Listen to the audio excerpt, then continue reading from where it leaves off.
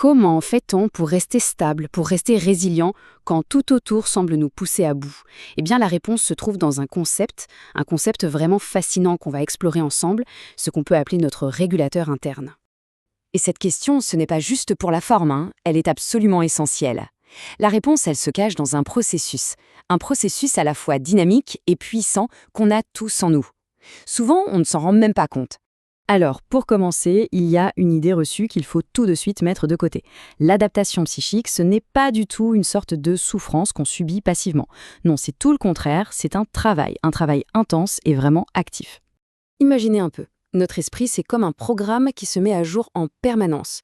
Il apprend et crée sans cesse de nouvelles réponses automatiques pour qu'on puisse gérer un monde qui, lui, ne cesse de changer.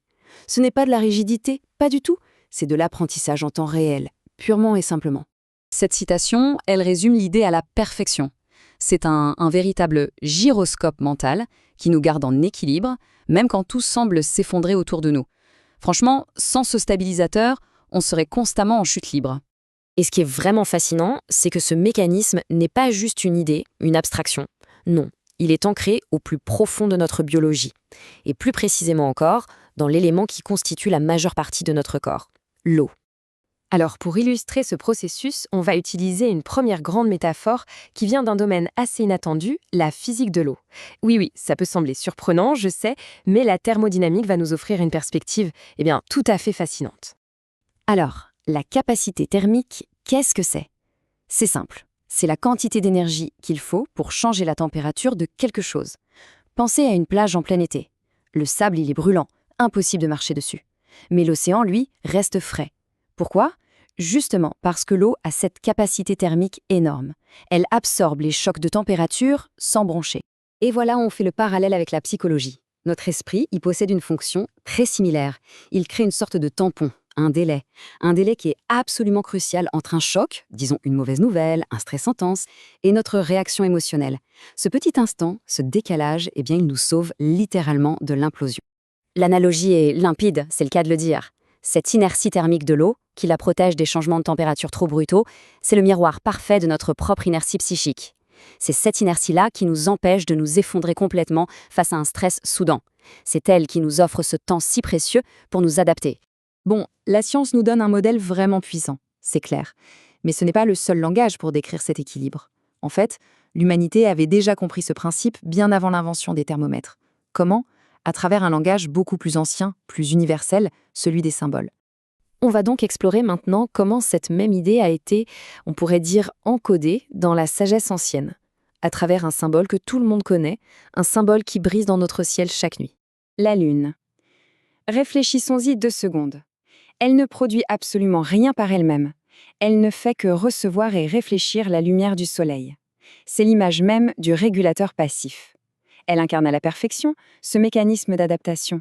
D'ailleurs, cette symbolique est tellement puissante qu'on la retrouve ailleurs, par exemple dans le tarot, où elle prend les traits de la grande prêtresse. Et que représente-t-elle? La connaissance intuitive. Tous ces ajustements qui se font en coulisses, sous la surface, dans le grand silence de notre inconscient. Et c'est précisément là que se trouve la clé. De la même manière que la Lune ne fait que réfléchir la lumière du Soleil, notre régulateur interne, lui, ne crée pas l'événement. Il répond. Sa véritable fonction, c'est de transformer une réalité extérieure, qui peut être parfois très brutale, en une expérience intérieure qu'on devient capable de gérer. On peut résumer cette fonction en 3 points clés.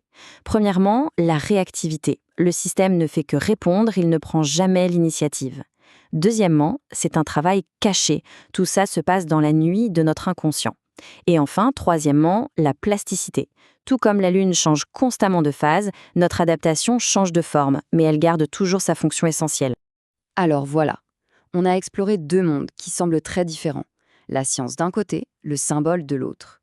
Maintenant, il est temps de les rassembler. Parce qu'au final, ils nous racontent exactement la même histoire.